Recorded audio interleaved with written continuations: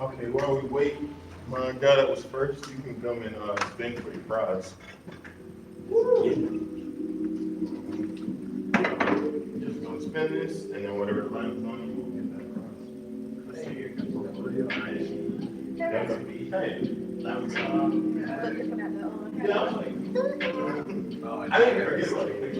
I'm trying to find a way to get them out to everybody. Right. Come on. I'm trying to get you help.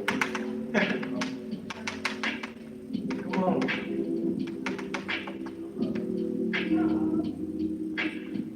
You get it. IG shout out? Yes. It's one of IG shout out. So make sure that you on that stick note card thing, write down your Instagram name and all that stuff, and then shout out, we'll probably bring it down when we pick this. Shout out to someone on our event. Okay. Appreciate it. I want to shout out. All right, spin the If I don't like them.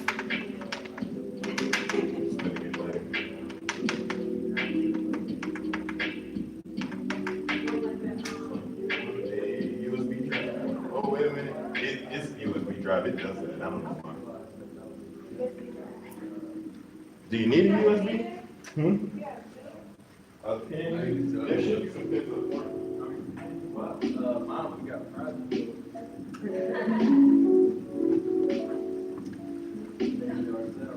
Oh, somebody knocked them. Here you go. Thank you. Wow. Oh, are you still in here?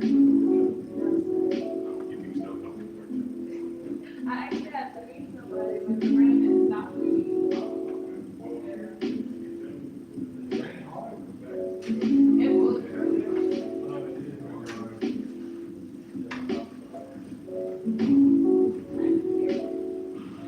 Hey,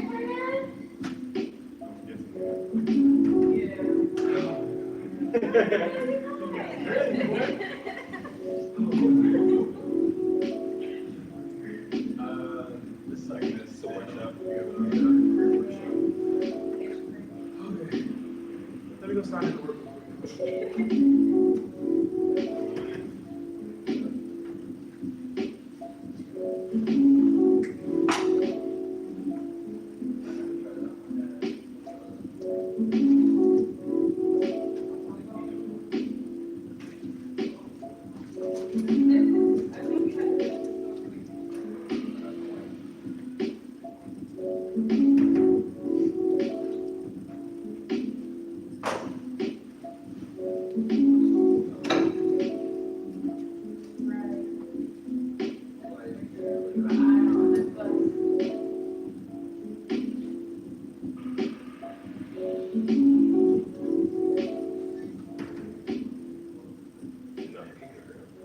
Like, I can barely catch it.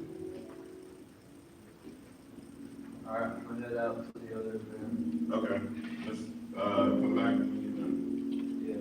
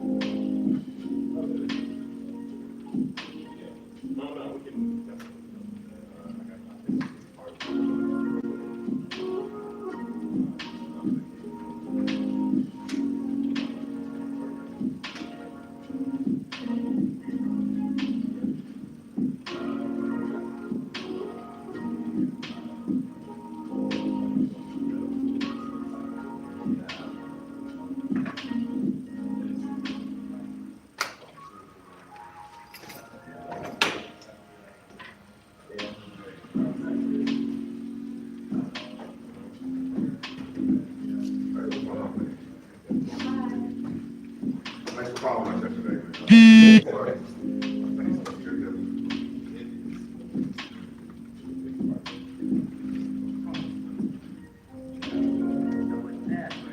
Oh, you see, we have very limited presence on Instagram right now, but we're building it, so it's gonna I got more presents than you guys on Instagram. we don't And do we much all- there like that. We'll be there. Oh, you can pull it off quick, man. Just start doing really good videos of some of the stuff you're doing. Oh, this summer, we're gonna run through, You guys we're gonna run through about endless 3,000 kids in the summer. We're gonna run through about 3,000 kids this summer, they gonna do it for us. They gonna do it for us. Don't have anybody who does that for us, you know? Said, can I get you to log in, brother? Yeah. Oh, wait, locked in. Glad you came back. Right now, all the best marketing is happening on Instagram.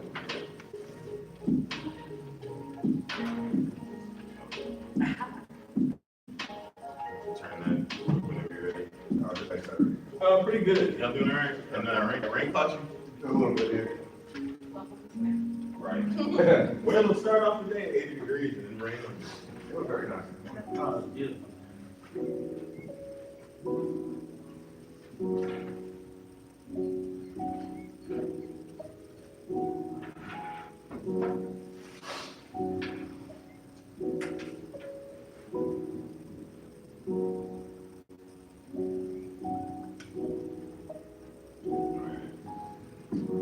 So make sure I got one.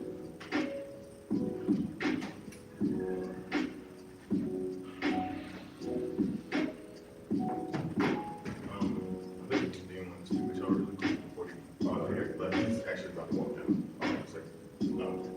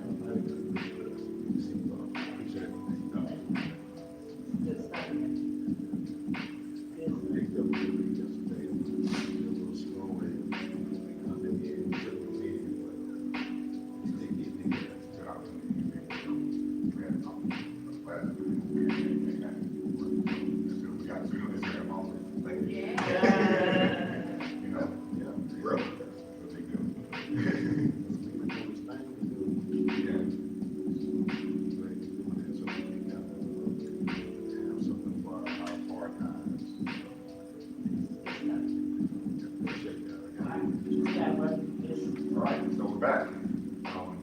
Yesterday was a Halloween costume thing, right? So we missed that thing. So today, I guess since we have some new folks in the room, I'm Anthony Davis. This is my business partner, Jay Lane. And we own, founded, operate Vector Management. It's a drone company, drone consulting, drone management. We hire people, we place people, we run camps, we do everything like that. Hey, you wanna go ahead? Yeah, that's the model. You want to be exceptional at everything, right? So you do everything. So yesterday we came in and we had when we did our introductions, it was kind of like not really a role play thing, but I asked everybody about their Halloween costumes, right? So today I'm changing it up because we have new people. I know 2 people in the room, but I want everybody to introduce themselves differently today. If you had the opportunity to be a brand of cereal, all right, what type of cereal would you be? And because women spend 70% of the money in the household and they make all the decisions, I'm going to be a picky mom. And I need you to help, I need you to sell me on your cereal and why you would make me give that to my kids.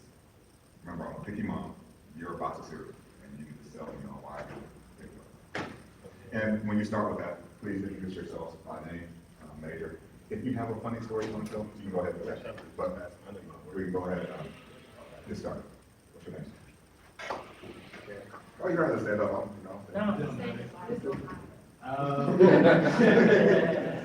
My name is Moy Still. My major is forensic science and chemistry.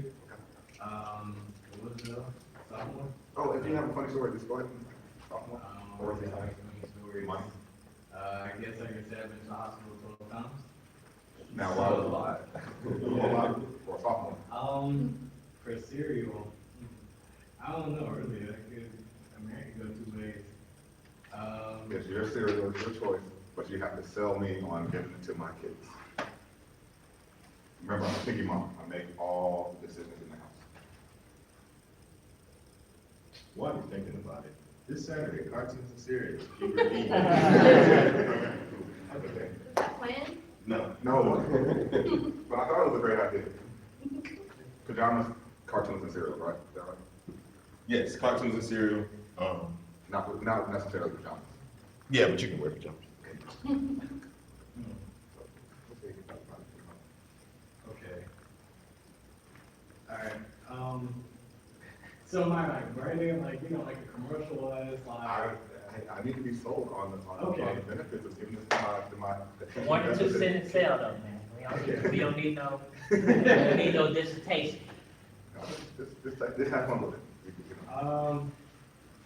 I think your kids should get free pebbles. The reason why you should get free pebbles is that they're good on glucose and and it's not too much fiber, which could prevent them, wouldn't prevent them, but would make them use the bathroom often. Excellent, so I don't have them running kids. Excellent, I love it. Okay. And remember, we don't have to be spending this is really. Okay. Okay, everybody, I'm Jay Randall. I'm a marine science student. And, something interesting about me. What year? I'm a sophomore. Yes, and I'm from St. Louis, Missouri. Okay. Yeah, but, I. where did I have St. Louis, this? not East St. Louis, St. St. Louis. But, if I were to have a cereal, I think that I would honestly choose Raisin Bran. Okay, but I would choose Raisin Bran because a lot of kids, they really don't like raisins. But I think that if you were to give them to them at the start, they would really love to like them, and they're good for your digestive system. And it's yummy, and you could like incorporate raisins as a snack in your everyday life. So, So he's trying to take away the money because you're trying to give him right back. Welcome back. thank you. All right, so today I'm a picky mom, right? And you are a cereal, and you are selling me on why I should be purchasing this cereal for my children. So please go ahead and introduce yourself the same way you did yesterday. Hi, everybody. My name is Shanice Mackey, and I'm a graduate student here at Savannah State in the Marine Science program. I really don't eat cereal. Yeah, I but- make my own. Okay, so tell me why. I like to put granola, bar in it, and I'm just crunch it up and everything. And I like fresh fruit, and I don't drink cow milk, I drink flaxseed milk because it's better for my digestive system. And, that's just about it. I like to mix the fruit every now and then. My kids aren't. They'll enjoy it. No, actually, at first I thought it was just like, you know, making fun of people that are skinny and they're like, oh, that's bird feed stuff. But actually, when I started doing it myself, it gave me the energy I needed for my morning classes and then until I ate lunch. So. Mimi Garrett, electrical engineering major, I'm a sophomore. If I have to choose a cereal, I would choose none, because cereal is actually really bad for you. They have cancer causing agents, you probably shouldn't be feeding your kids. I don't have kids, but I'm a picky mom today. Okay, So, I'll take three peppers, or just nice peppers. Yeah, there we go, pretty close. just play along with each other.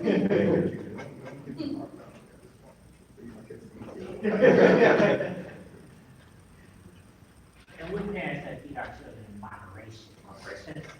Don't just give them cereal all day. Snack or treat.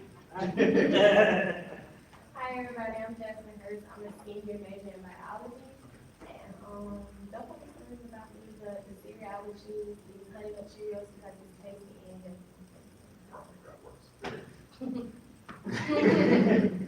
All right, Rebecca, all right. I'm Renee, I'm a marine science graduate, master's student. Bottom cereal, I think Cocoa Pebbles. Because it's better than Fruity Pebbles. I don't know.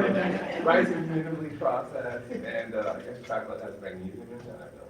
So perfect, so, you know, just wanted to just open up a little bit and just, you know, to get everybody just to relax a little bit. We're, you know, I'm not very tense at all, I'm very free flowing.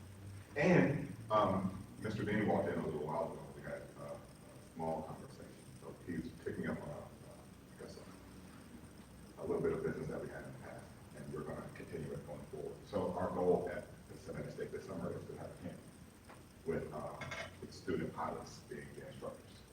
So we have an opportunity that is awaiting for people who will come here to work with us in this classroom. And we get to make a decision on who we get to hire for these camps. So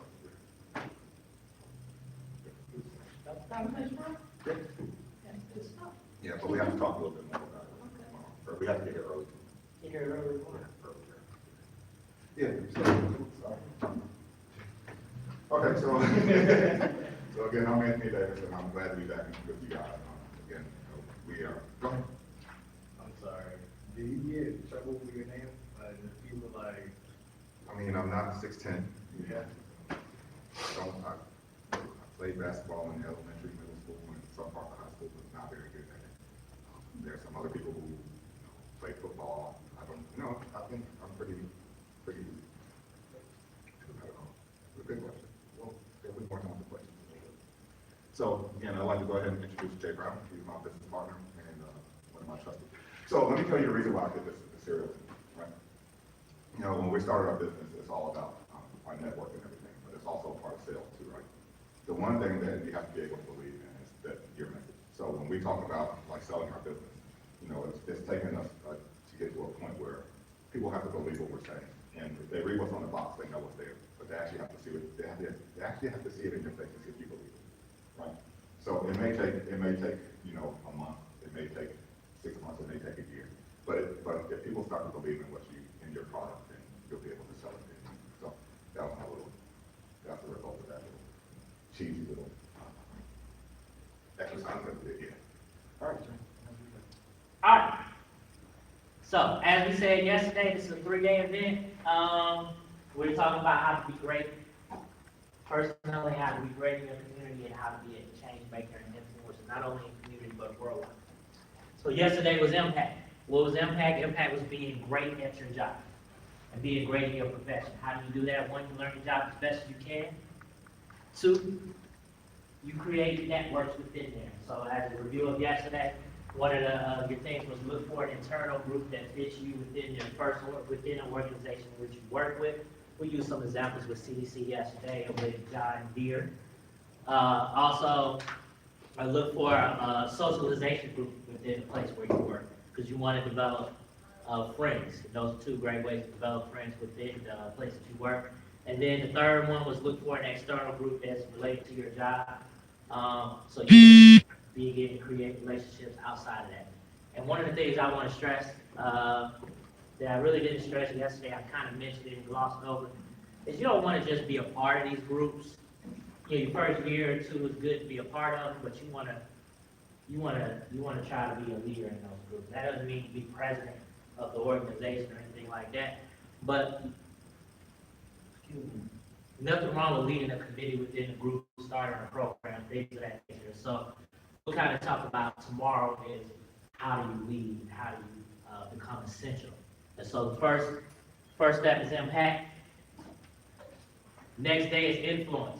Influence, we're talking about broadening yourself out outside of your career, broadening yourself up, increasing your footprint is what I call it, in the broader community. So how are we going to do that? We already did the icebreaker.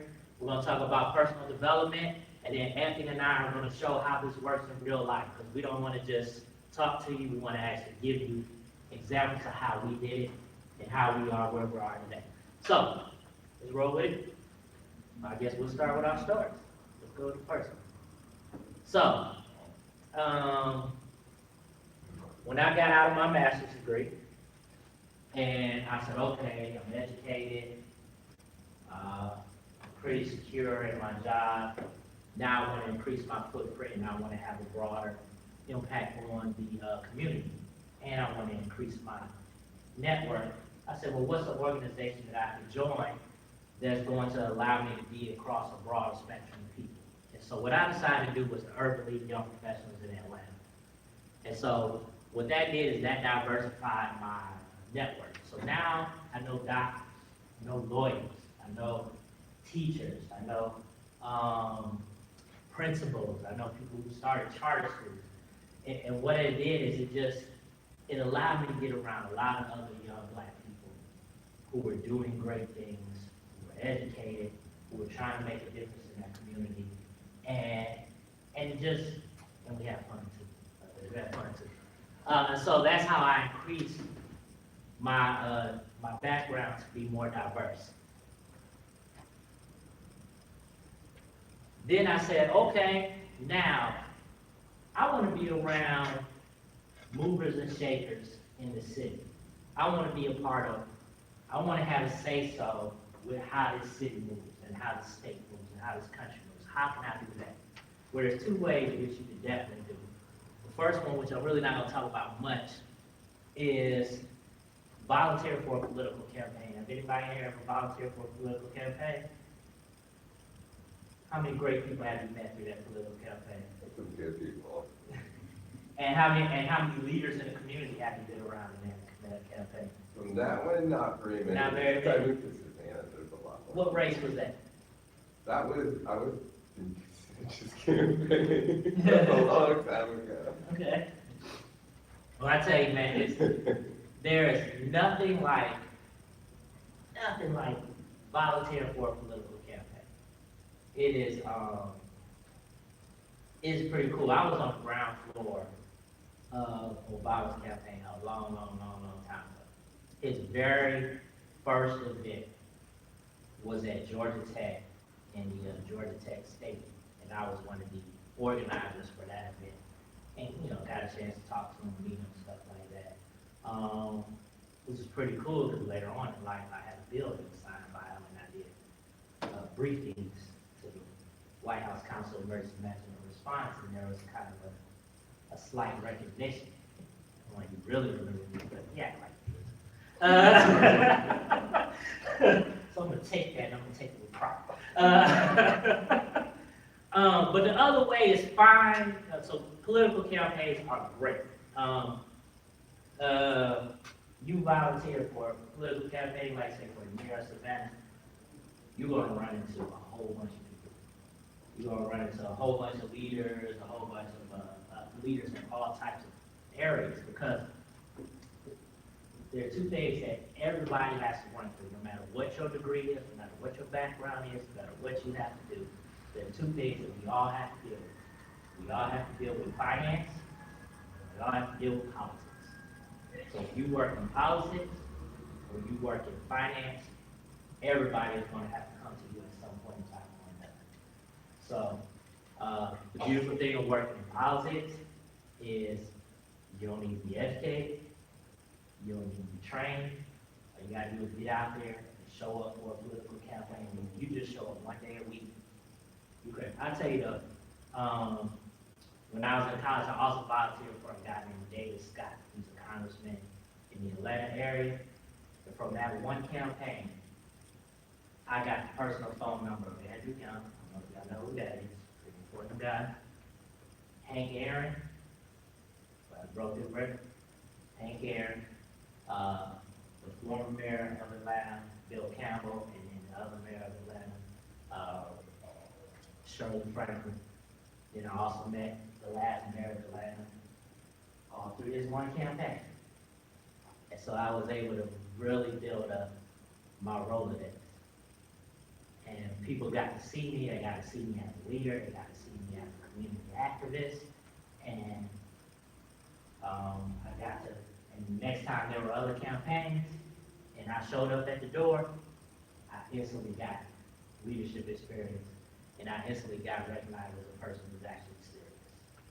And just to let you know, I also was chief operating officer for a guy by the name of Stephen Mitchell. He was running for mayor of Atlanta. He was one of the main candidates. Through that, we developed a lot of stuff. So just through politics, I tell you, I have a 55,000 plus listserv of some of the most important, well-known people in the nation. Their personal emails and personal phone numbers. And all of them know me. They may not know me well, but all of them know me. Think of just about any super business person of importance, Latin American, and I probably have their personal phone number right now. Just from working on major campaigns. You work on a major campaign, you get to know people, you get to talk to people, and oh my God. I get paid off of what's in myself a lot of times.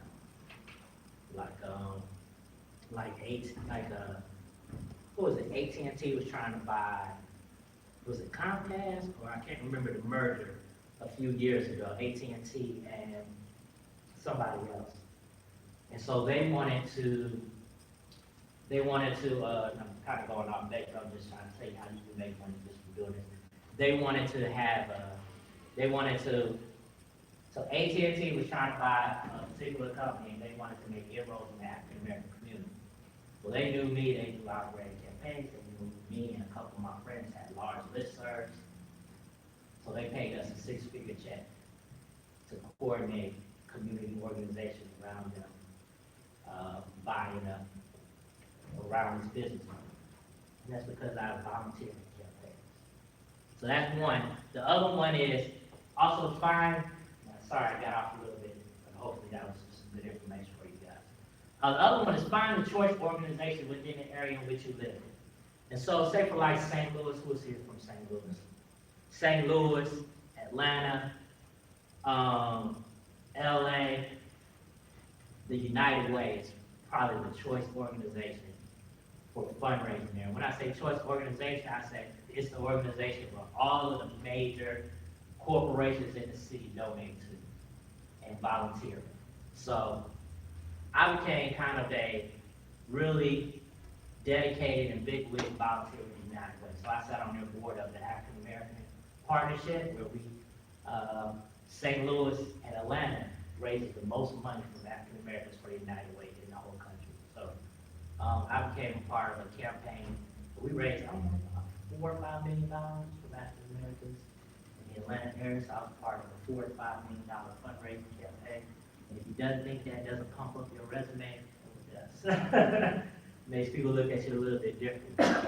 And also the United Way is, who are the big corporate donors in the United Way? Like Coca-Cola, UPS, FedEx. And they don't just send their middle tier people for the major campaigns. They send their senior people. So now all of a sudden I'm in a room with a senior vice president at Coca-Cola, a senior vice president at UPS, a senior vice president at Delta. And then quite often what happens is, one of those senior leaders leads the United Way campaign throughout the year. And so if you're a leader in the United Way, so about 3 years ago, the CEO of Delta was the leader of the United Way campaign that year. I was a leader, fundraiser, I was on the African American Partnership Board, and I got a chance to get a personal tour of Delta behind the scenes from the CEO. Talk about from seeing his desk to seeing everything going on in Delta from the CEO's perspective. And so to me, I thought that was pretty cool. And that's a great networking opportunity. It's very cool to have the CEO of Delta's phone number in your listserv and in your phone. And if you need them, you can call them. They actually know who you are. This is, when I talked yesterday, I talked about building your tribe. This is what I'm talking about building your tribe. And it doesn't take that much. The United Way on that board, we met one time a month for 2 hours, and we did one event a month for about 2 hours. And the plan for those events was about an hour, hour and a half apiece. So in all, I spent maybe 6 hours a month on the United Way. But that 6 hours a month produced so many other benefits for me. It increased my visibility and my leadership in the city, and let people know who I was, and allowed me to win so many different types of awards. And it was the same thing with Urban League. And it was the same thing. And so with Urban League, what I won the Young Professional Award called the Rising Star Award, which was like one of the top young professionals in the city, black professionals in the city. And who won the award with me was, who I won the award with? Obama spoke at the event where I won the award. Reverend Durley is one of the biggest pastors in the city. He won the award with me. It was just a star-studded event. And I was on the stage and I was getting recognized with all of them. I gave a speech. I sat at the table with all of those guys, and they all got a chance to get to know me. And I got some great mentorship out of that. You know, added some great people to my tribe. And these are all things that it gives you. It's not like you're spending a whole bunch of time. That's what a lot of people think. It's like, oh my gosh, you're spending 30 hours a month working with the United Way. No, it's more like 5 or 6. But it was a concentrated 5 or 6. And it gave me so much exposure. And it allowed me to get in, because these people have private events, small private events here and there, where you're rubbing shoulders with, like professional basketball, football players, top lawyers, top doctors in the city. These are all people you're getting to know, and you're getting to know them as a peer. Not as some young upstart in the community, but as a peer leader. So they're looking at you as another person who's making things happen in the city just like them. That shows a level of seriousness. They take you serious now. It isn't like approaching Hank Aaron on the street when you see him in the store and asking for his autograph. You know, now you're approaching him, Hank Aaron, or Mutombo, or any other professional athlete. Now you're approaching them as a peer, as a fellow community leader. They're more willing to talk to you. They're more willing to give you their personal number, their personal email address. And when you call, depending on how great of a impression you make, they're going to answer the phone. And when you ask them for something simple, you don't ask for nothing big like, man, I need $500,000. But you might say, you know what, I'm going to speak at such and such elementary school. I think it would be great if you showed up the last 5 minutes of it, just came in, took some pictures, and then just rolled out. I don't want to take too much of your time. And you'll be amazed at who will do stuff for you like that. Because they know that they see you as a leader, they see you as a serious person. Because hey, both of y'all work with the United Way, and both of y'all work with the Urban League, and y'all you know, you're a leader in an urban league, you're a leader in the United Way, so you must be somebody of substance and value, somebody who I don't mind doing this favor for you. And you, I'm telling you, you'll be amazed. You do this right here, you'll be rubbing shoulders with people by the time you're 27, 28, you'll be like, oh my gosh, you know, I'm in a room with such and such, I'm in a room with such and such. You know, and you be taking pictures and your IG will be all great, and your Facebook, I don't really do all that stuff, so I don't take a lot of pictures. But I'm in a room with some amazing people. Like, I'm in a room, and it's like on a regular basis. I call Anthony sometimes and be like, yo, I'm in a room with such and such. I said, I'm on West Ave, and they'll be like, wow, you know, so, and I don't even tell them all the rooms I be, you know, so, it's pretty cool. So, find an organization that fits you. The Urban League fit me, but you may be into urban farming. So, join an urban farming organization. You may be in a knitting. You know, join a knitting organization. Whatever you're into, that's going to broaden your reach, that's going to allow you to build your leadership and things of that nature in the community. That's what you do. Mine just happened to be the Urban League because I'm very big on my people. I'm very big on uplifting my people and doing things for my people. Urban League was a perfect fit for me, but everybody isn't like me, you know, so. I can't, you know, find something that fits you. Then you find an organization that's huge in the community that you know a lot of people are associated with, and that's how you build up your leadership skills. And then what you do is you find a leadership development program. So in every single city, every single county, major city, major county, major area, there's a leadership program. And there's top tier, and there's different levels of leadership programs. So like, there's a leadership Savannah, there's a leadership Atlanta, there's a leadership Chapman, there's a leadership Macon.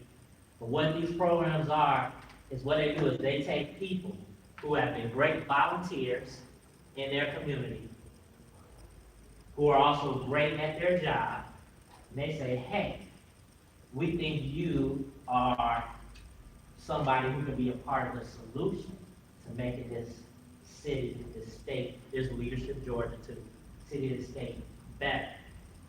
So why don't you apply for this? So you apply for it, and hopefully you get admitted. By the sheer fact that you get admitted into these things, it automatically enhances your profile.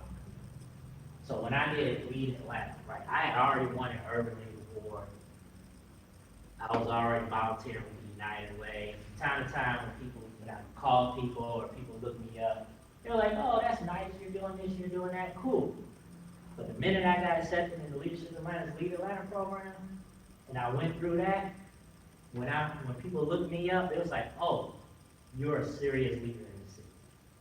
You're somebody who we should listen to. You're somebody who we should have on our board. And so that automatically increases the influence that you have in the city. So if there's a certain issue that you're passionate about, that you want to change, the minute you go through some of these leadership programs, later on we can kind of look some of them up and I can kind of show you how they are.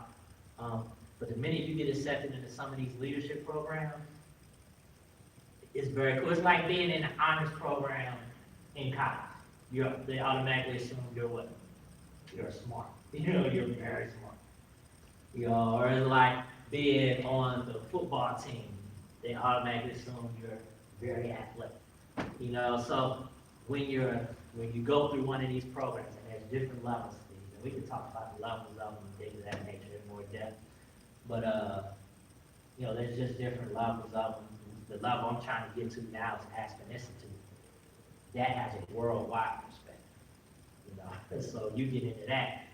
People who've been into that, been an Aspen Fellow, Kamala Harris, the brother who ran for governor in Florida, I think they get his name now.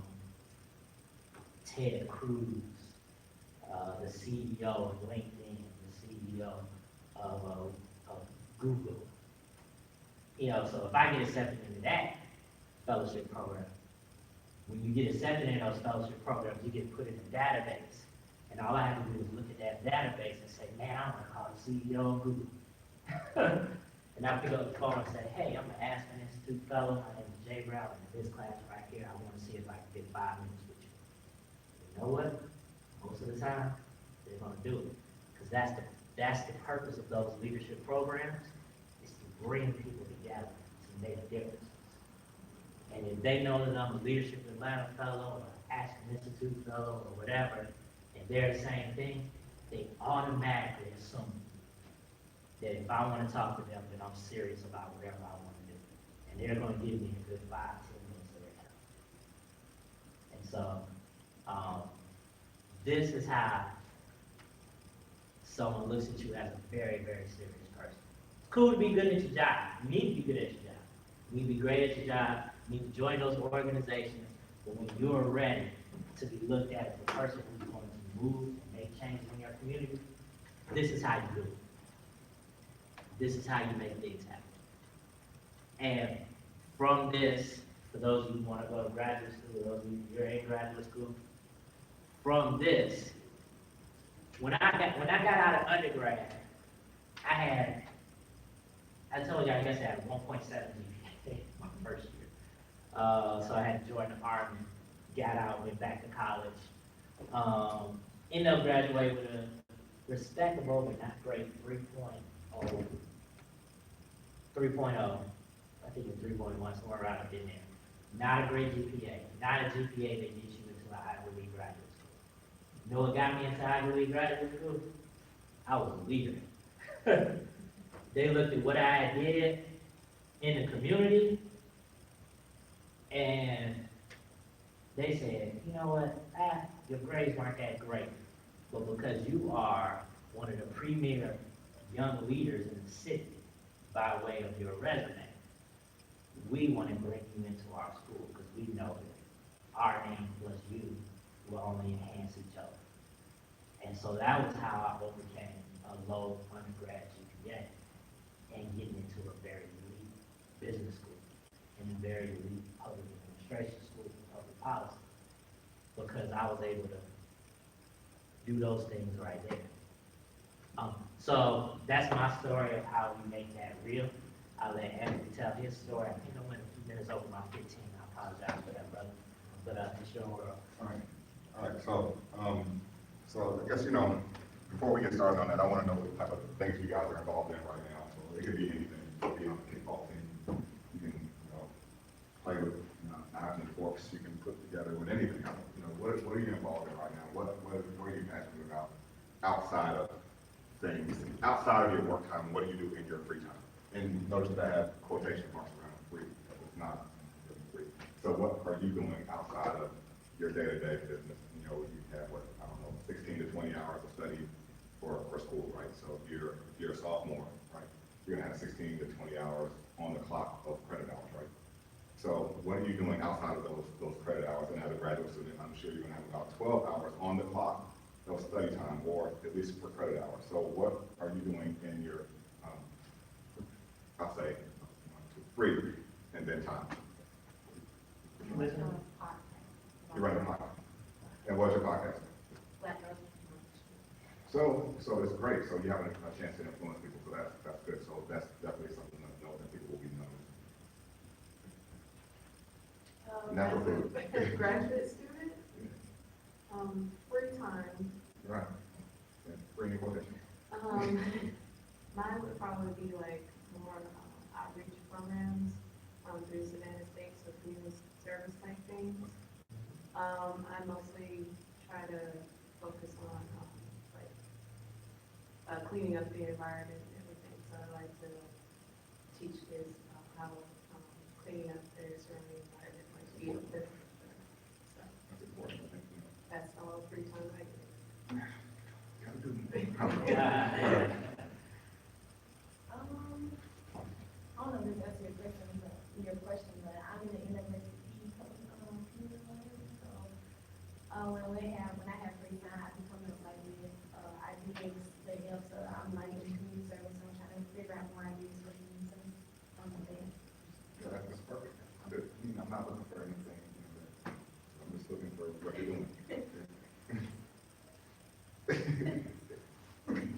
just graduated, so I've just been working on my second album.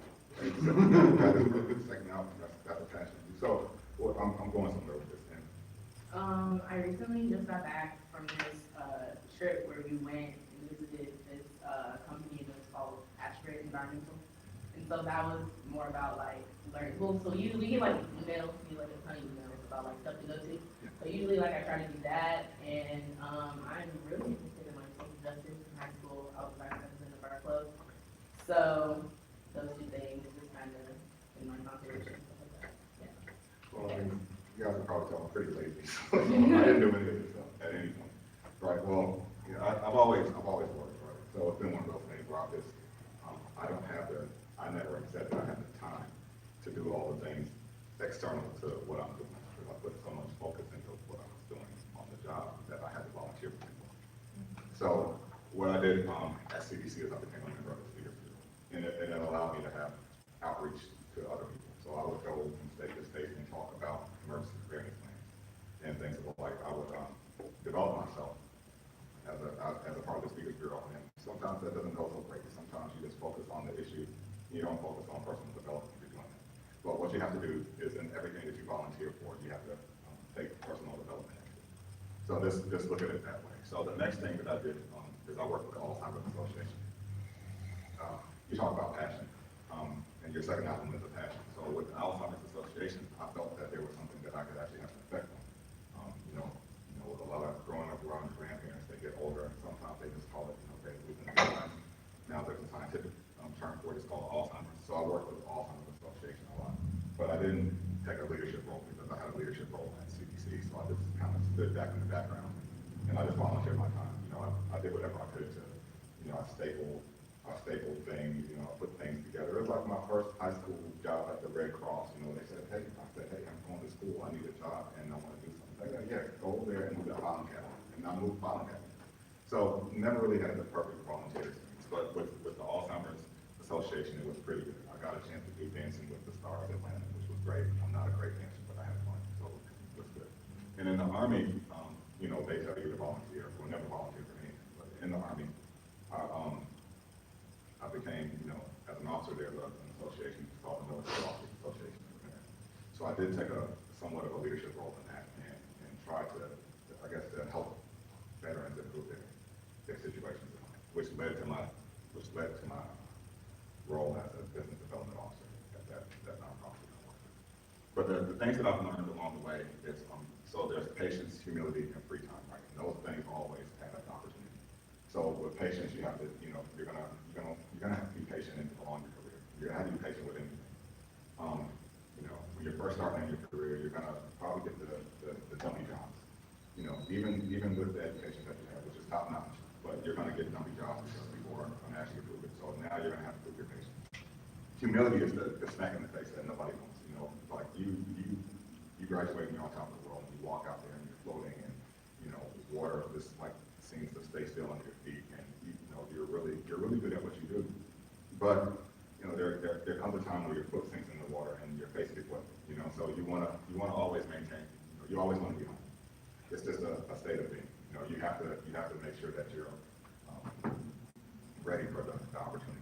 And so what I try to do is I can try to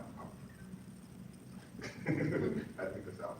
I try to combine patience, humility, and free time, right? And what those three things add up, I always have a formula, and I'm not a math major.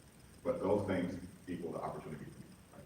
So the opportunity is, making sure that you prepare yourself, being patient, maintaining humility, and using your free time to your best advantage to make sure that you're prepared for the opportunities when it presents itself. So when we go through those things, these are the types of things that that make you a better person, that make you a better leader, that help you get to a point with that when you are starting a business or when you're starting a podcast. Because a podcast is a business. You're not in it just to start a podcast. You're in it to get listeners. And with your record, you're on the second album. You're not in it just to make music for fun. I mean, I love it. But you want to get some records. You want people to listen to it. But a lot of work. It's a lot of work and a lot of money. It's a lot of money, and you don't want that to go to waste. I mean, you didn't make music because it's only for your ears. You want to make music for other people's ears. If they like it, they like it. And the same thing with the podcast. If people are making history, you want to identify those people who are making history. and with you cleaning up the environment, that is gonna have a major effect on it, right? So now, we have these things where you were the SGA president, and then, you know, you work with that LLC. Your network is within the room, right? So you have the network already where you have people who are cleaning up the communities and cleaning up the environment. But if you want to have to be a Latino, then you can push it off to podcast network. And then if you have people in the NAACP who are listening and who are going on these things here and helping improve the Black community, now you have young girls that you can filter into her program to help get them on the show in the long run. And Renee, you're making music. It's great because everybody's involved with music, but not everybody realizes that there's the front, there's the back, and there's the middle to the music. So maybe through all of these things, you might find somebody who's not so interested in the economic or in environmental parts of things. You might find somebody who wants to be an Instagram model or make music. You introduce them to it. Right? And then with the SGA thing, you just make sure that you tie everything together because you have the innate leadership, right? So you're taking these things and somebody has to be the manager of all these projects and put them all together. So this is one thing that I left out. I went to Georgia Southern for my time with public health. And the first day there, they said, all of the resources that you need to become successful or start a business or do anything are in the room. They're your classmates, they're your friends, they're your professors. And sure enough, I mean, when you start going down the list of people in the room, you start to realize that they are all, this guy's a water scientist. This guy's you come up with the weirdest titles for jobs and somebody has it, right? But you want to leverage all their ability and make it yours. And that's what we're talking about with the networking stuff. And your free time is not really free time. It's your time to make yourself better at what you're doing and present yourself better to the outside world. So with Jay having all these accolades, 40 under 40, leadership in Atlanta, and LC things, that's good. We need that on our side of the business. That's why he's the CEO, operating officer. I make things happen, I put things together. Right? So it's a good partnership between us. So he has the executive experience, and he has the leadership experience, and he has operational experience. But some days I feel like I have a little bit of experience too, when the titles thing together. Right? So when we started the business, we worked together and we tried to make this thing nailed right, and we realized we play off each other's strengths, right? Each other's weaknesses, and we get to the point where we can do things like this. So I didn't want to take too long. I just want to make it very easy and not be too hard on you. So let's see what else we have. Any questions about this part?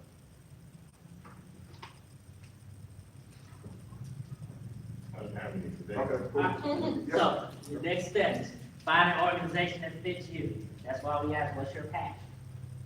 Find an organization that fits you, get an organization that's within your passion, volunteer for it. There's levels to this. Don't go in and say, I'm going to be president of this organization right away. But go in and volunteer, have fun. Or, most importantly, have fun. Go to the socials, do the other events with it. Build your tribe, build your team. The next one is find an organization that's going to develop you personally. So I just use the United Way. There were several things I did with the United Way that built me up personally. One of the things I did is I did the United Way Volunteer Improvement Program. So what that did was that taught me, it was a great networking program. Almost everybody of importance in the city of Atlanta has been through that program. One. Two, it teaches you how to be a good board member of a nonprofit organization. And what that does is that teaches you how to think like an executive. So you can go through that program at 24, 25, 26, 27 years old, and you now have the basic ground training of how to think like an executive, and you're just beginning your careers. Or you can do it 1 year, 2 years out of grad school, and but you already have the mindset of an executive now. And then what you do is you go sit on a nonprofit board of an organization that you love, of a conservation organization. Now you're sitting on the board. When you're sitting on the board of an organization, what are some of the things you're doing? You're helping to direct the budget of that organization. You're helping to hire the CEO of that organization. You're helping to put together the policies and procedures of that organization. These are all things that a CEO does. These are all things that a head of a human resources department does. These are all things that the head, a CFO does. you're getting that experience through working on the board at a young age. So now when it's time for you to get that second, third, fourth level promotion, you know, you can say, hey, I know about hiring executives. I know about looking at a multi-million-dollar board. So I sat on the board of a board of a public health organization that works with children who are deaf and blind. It was a statewide board with a multi-million-dollar budget. Every year, we help put that multi-million-dollar budget together. Every month, we looked at the management of that multi-million-dollar budget. Every year, we evaluated how the CEO did that year. These are all executive level things I was doing when I was just starting out my career. But I was getting this experience at a young age, and I was doing it for an organization that I'm passionate about, that I'm passionate with, so it was very cool to do. And so, that's how you can develop professionally. You can still be doing things you love, in a place you love, making a difference, but now you're making a difference on a higher level. Different than going out and cleaning up. You know, when you're on the board of a conservation organization, you know, that goes out and picks up trash, that's cool to go out and pick up trash and volunteer and do that for a day or two or an hour or two a month. That's great. That's awesome. Nothing wrong with that. But how about being on the board that fundraises for that?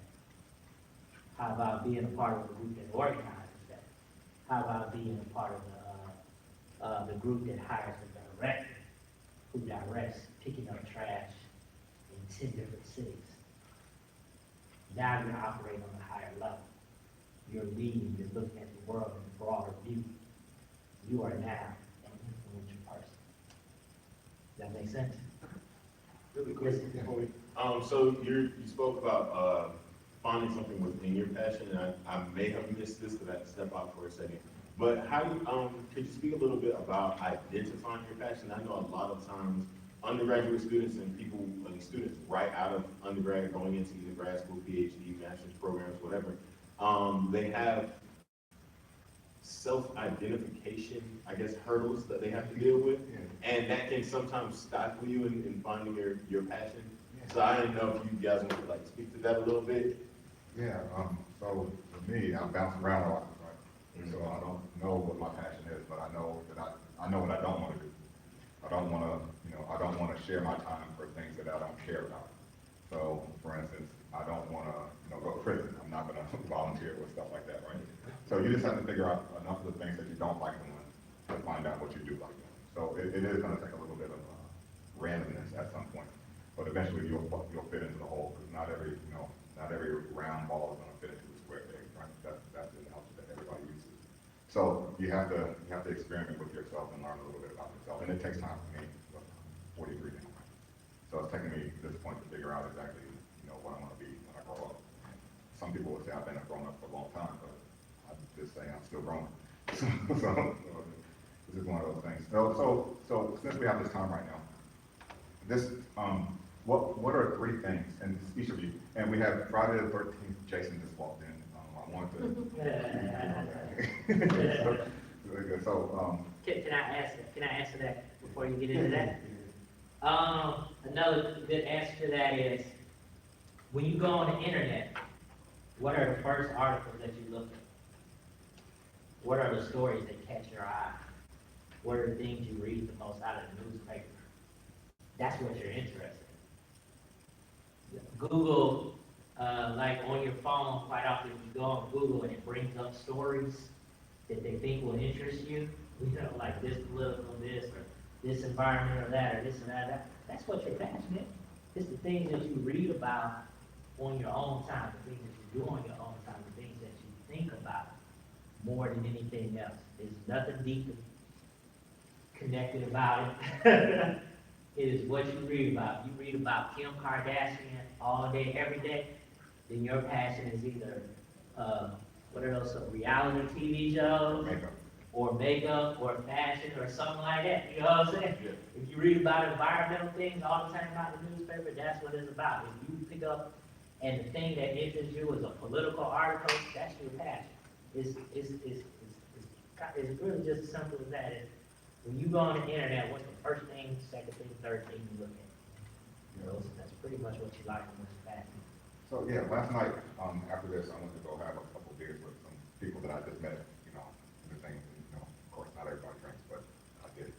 And I met these people on the elevator, and we just struck up a conversation, right? And it turns out that they were both engineers, husband and wife engineers.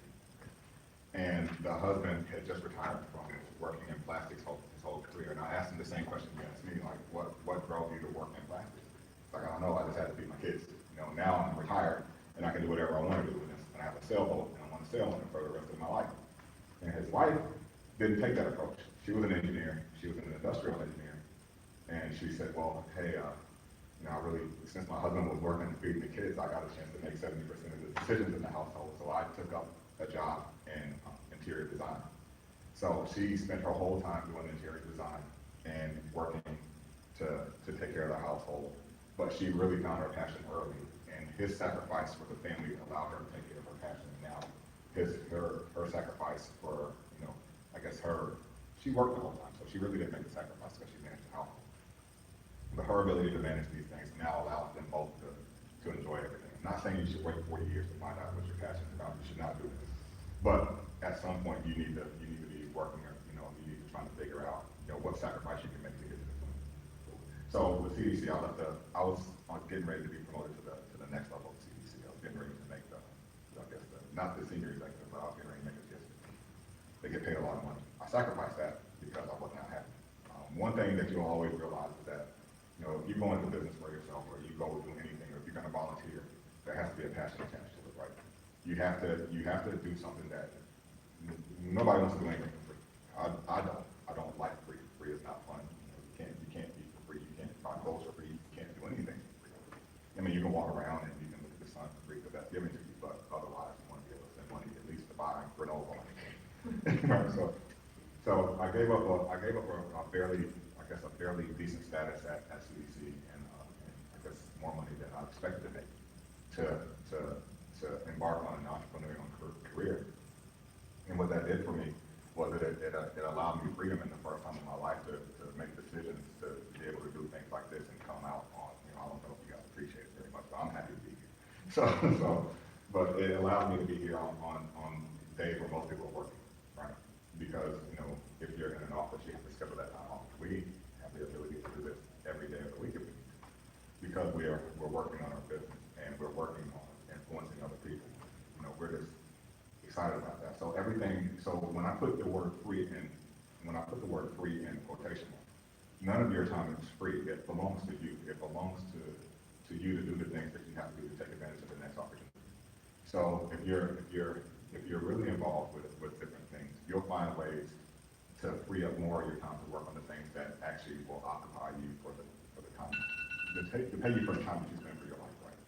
Because we want to be compensated for the things that we're doing. We want to be compensated for our time. We don't want to just walk away from a job at Ford with a gold watch.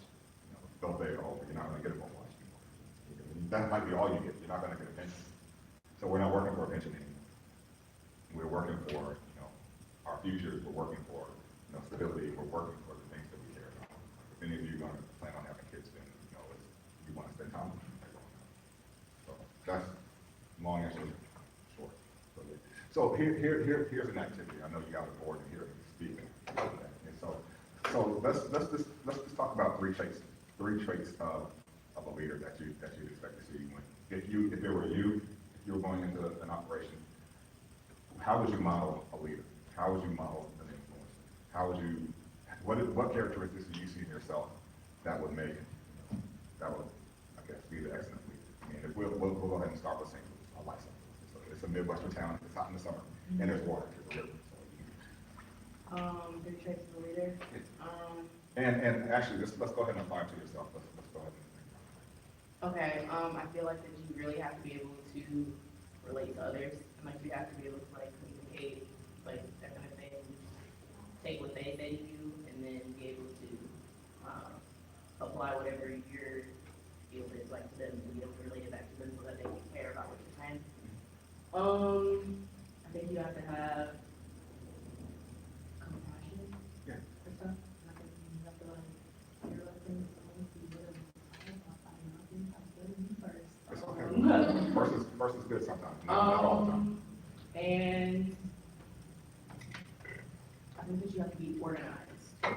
Really good. I don't have any of Oh, those. okay. So, I'm joking. No, I'm not Yeah, that those good. are my three, so I would be changed and everybody else. But they're yours, right? Yeah, let's do one other person, then we'll kind of move into maybe getting more practical with this, with a couple of you guys. But one other person will do three traits, I believe. I would say determination, effective communication, and I will also say willingness to step out when you're comfortable. Perfect. Mhm. Alright, and so, environmental, right? Was that just Marine sciences. marine sciences, right? So, and then you said, what did you do, what you like for your free time?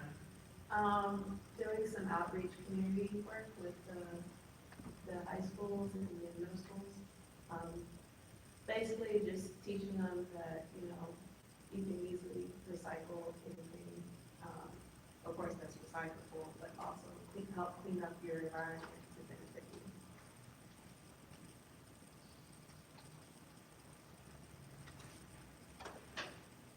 Community recycling group, oh my gosh, look at this, we got community recycling, we got free cycle network, we got shoebox recycling. So here are just some networks in which you can kind of become a part of. You would look this up, kind of see, where they're located. I think we can do it even better, community recycling groups, let's say. Atlanta, say you live in Atlanta. Boom, keep Atlanta beautiful, live, thrive. Recycle, keep Atlanta beautiful, let's say. Now, that's your passion, you like to do that, let's do it in an organized manner, you volunteer and keep Atlanta beautiful. So now, here's some of what they do. Remember I told you, it doesn't take a lot of time, right? They go out, the first Saturday of every month, sometime in between the hours at 10 a.m., 3 p.m. You don't have to be out there that whole time, do you? Go out from 10 to 11, 10 to 12, guaranteed. If you do that 3 straight months, now all of a sudden they're looking at you as like a person who's committed. And they're gonna ask you to lead something, they're gonna ask you to be a part of, you know, you're gonna meet people who are passionate about that. And you may meet a doctor who's passionate about recycling. You may meet a lawyer, you may meet your next spouse. You know, next spouse like you've been married. Might meet your spouse, you know. So this is a way in which you can kind of find that organization that fits you, right? And so now you're a marine biologist, let's see. So, what's the next one? Find an organization that develops your professional, I kind of told you, you know, you do United Way, you can do all sorts of other organizations, you can do political, but, so another one I did, so my passions, and this is how I knew what was my passion. So I have friends that made fun of me when I was in the Army. They used to make fun of me, and they was like, I was the only teenager they knew that would wake up on Sunday and watch me press every Sunday. Right? That was my politics, was my passion, right? Teenager, right? So, you know that we're inclined to politics. You know what I'm saying? So if we're inclined to politics, then we're inclined to volunteer for political campaigns. We're inclined to, you know what I'm saying? So it's one of those, what do you like to do? When you get up on Saturday morning, what's the first thing you want to do? You know what I'm saying? Who are the people you want to see? And so that's kind of, and then when you get in it, you just develop yourself professionally and personally. So professionally, like I told you, here's we could talk about a United Way VIP program.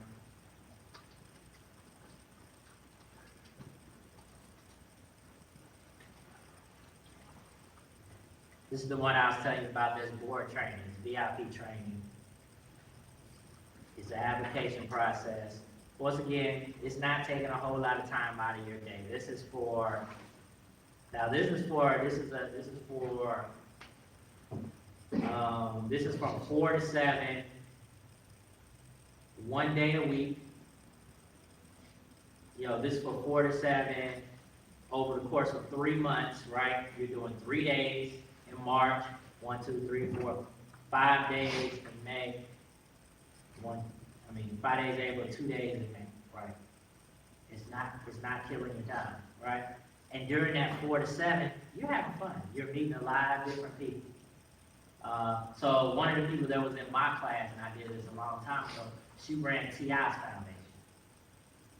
So nowadays she runs TI's foundation. She also was on the board for CELO's foundation and for Big Boys Foundation. About him. Dee, and she was one of the original members of the Dungeon family with them way back in the day, when they were making records that are older than most of you guys in the room. But she was in my VIP class. Through her, I got to meet a crazy amount of people. That's just one connection I made in that class. And so, once again, it doesn't take a lot of your time. And with this, you'll learn how to think on an executive level. So that's how you get into that, something that develops you professionally. You're having fun, but you're also being developed professionally. And when you're a United Way VIP graduate, just like when you're a Leadership Atlanta graduate, what I was saying, people look at you different. People want you. When I graduated United Way VIP, there was like 4 or 5 organizations that asked me to join their board. I was able to pick what organization I wanted to work with, who I wanted to work with, and when I wanted to work with. And now all of a sudden, I'm not just a guy that goes out and helps pick up trash once a month for an organization. I'm a guy that helps raise money and pick how that organization is going to move over the next 3, 4, 5 years. So that's how you become influential. That's how you start to make moves and make decisions in the community and move a community. Now you are moving that community through your passions. You are actually making things happen in a much bigger and broader way. So I hope today has allowed you to see how you can be one of those people that are in magazines, that are that's on television, that gets all these types of awards. And it's not that difficult, and it's not that crazy. Not a crazy amount of time on your schedule. We went over our time. I apologize. Y'all are good. So any more questions? Comments? Well, we actually had somebody walk into the room, so we'd like to know your name and what type of cereal you like. What type of? Cereal you like. My name is Lucas Mays, I'm a junior, and I like Captain Crunch. Captain Crunch.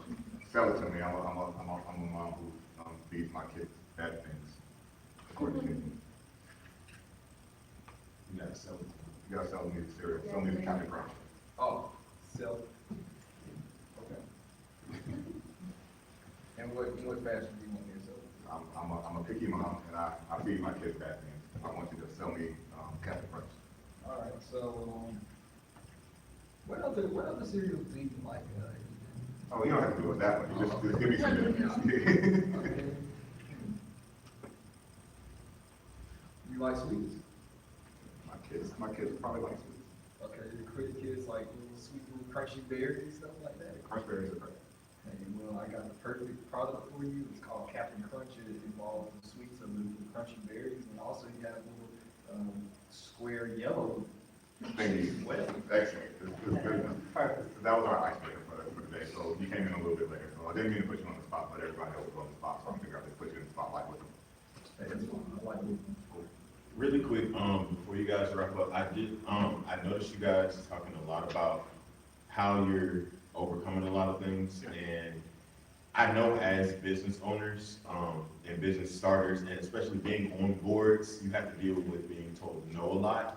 And it's something that never goes away. As a kid, we hate it. As young adults, we hate it. So just, really quick before you guys wrap up, can you speak to us about, I guess, the importance of being told no in your story, in your business ownership, in your military careers, et cetera? Just, So, I've started off my whole life with no, like, you know, I've been one of those rambunctious children, at least in some spaces where everybody told me no for some reason, right? And I got so used to hearing no that no became yes to me, so I was just like, no, no, no, no, no, okay, then I'll just keep trying to find another way to get around. So, when I first applied to college, I did not get accepted to anywhere that I wanted to go.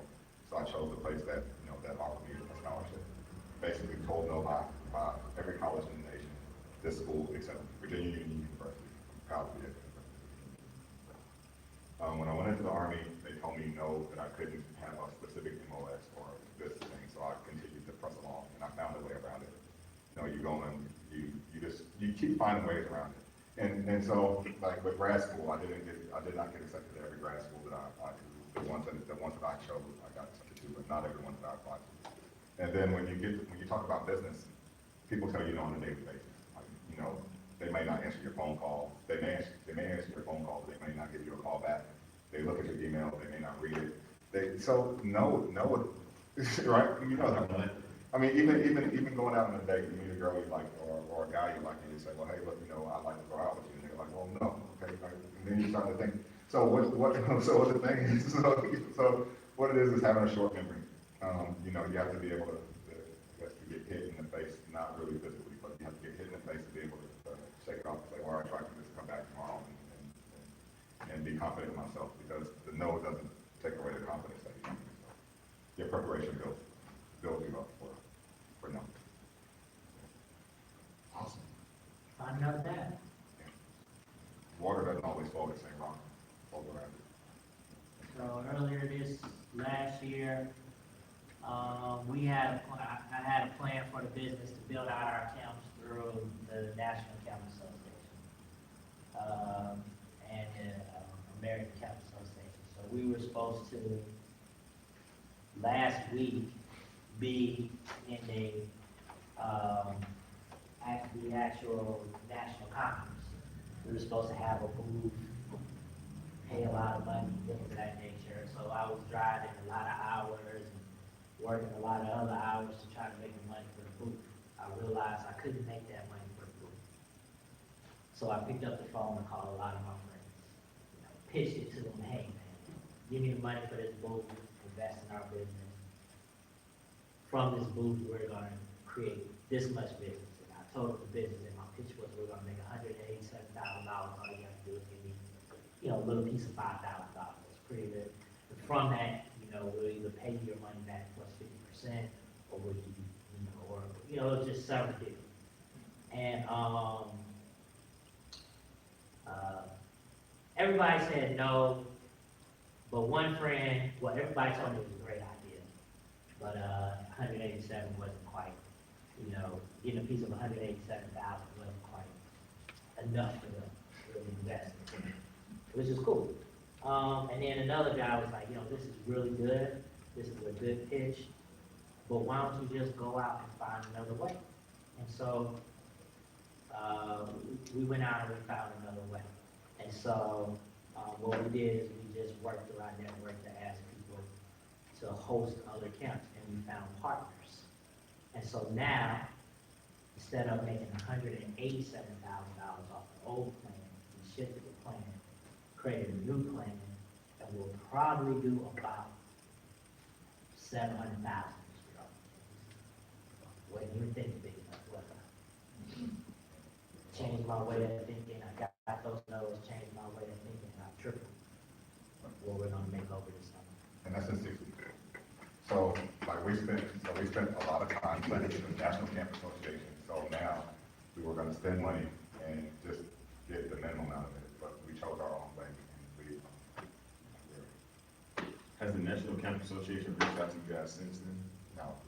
No, but then we'll reach out to them at the end of the summer. It's one of those haters.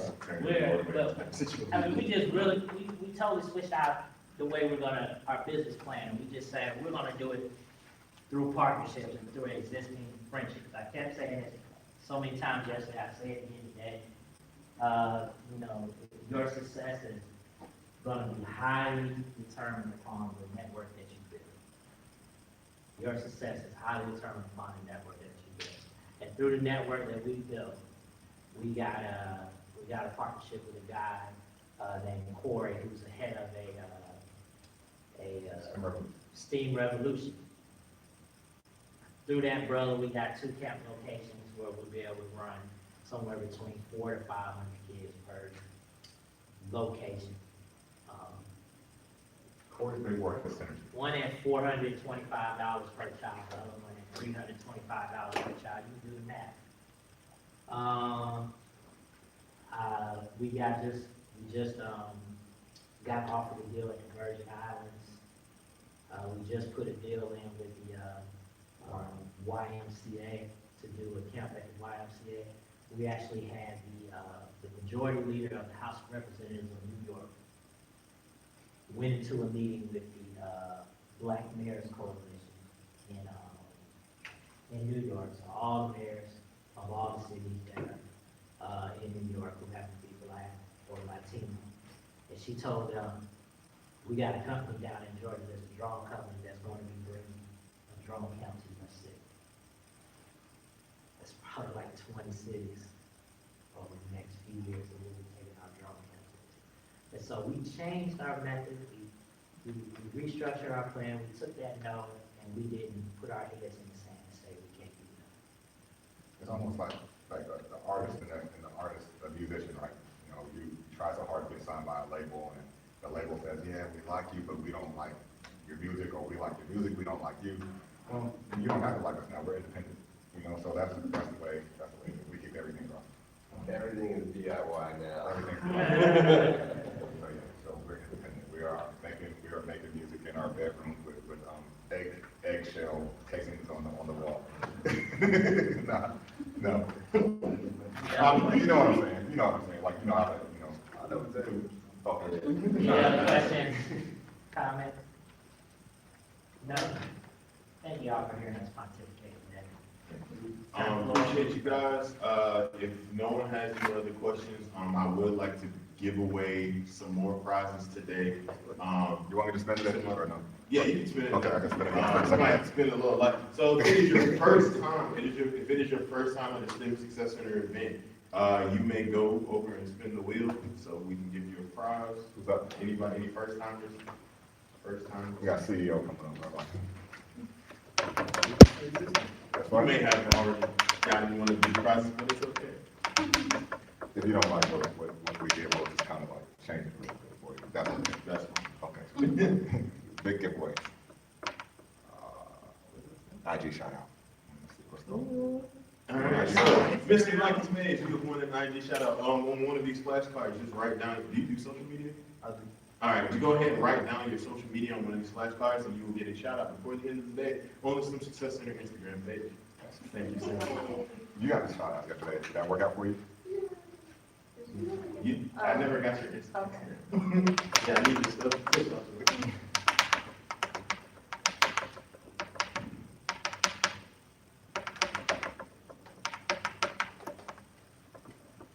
All right, you won a professional portfolio. So, this portfolio can be used at job interviews, conferences, and workshops, and you can keep all of your school notes and your business cards and everything else. Thank you. That is really nice. I like that. That's fancy. And my next prize. So there was an agenda. It looked orange, but it had some pink on it. Boom. Yep, you got it. So you can spend. Wow. Yeah. I know the backstory. Hey, we're only gonna give you a shout out, Kenny, sorry. Oh, I have everything Yeah, else. I'm not wasting Nothing time. backstory. Dun, dun, dun, dun. This will be done. Did you get the SD card already? Yes, I have another Instagram shout out. All right. So since you got some of these things already, did you want to get the mystery prize? Yeah. All right, cool. So here it is. The mystery prize from one of our other. I remember you telling me that you Yeah. wanted this away one day. Yeah, I did. So mystery prize from one of our other companies that we've collaborated with, the United States Navy, they gave me some cups to give away. So now you have a nice mug. So we'll be able to send some swag at some point too. Appreciate it. Thank you guys for coming to day 2. Day 3 is tomorrow, starting at 3:30. We'll be right here in this room. It's gonna be Friday, so after the event, I'll probably like bring snacks and stuff like that. So, you know, don't eat or eat and just come, bring more people. If you have more questions, you guys are gonna stick around for a few more minutes. Yeah. I'll be here. And thanks. If you have any questions, you need pictures from me. They're coming. So it seems, Huh?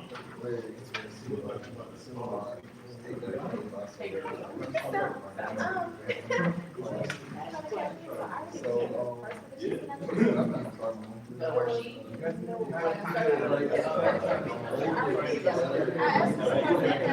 We don't, actually, Mr. Dan, actually helping us with that here, so.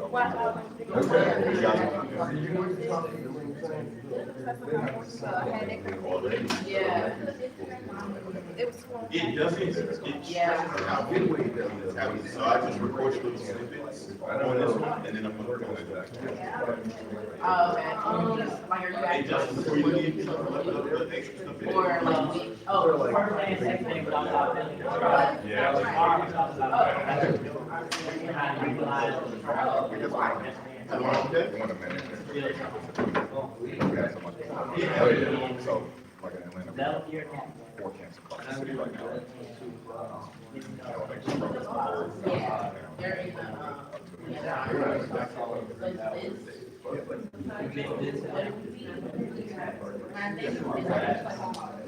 So we'll find out more about it.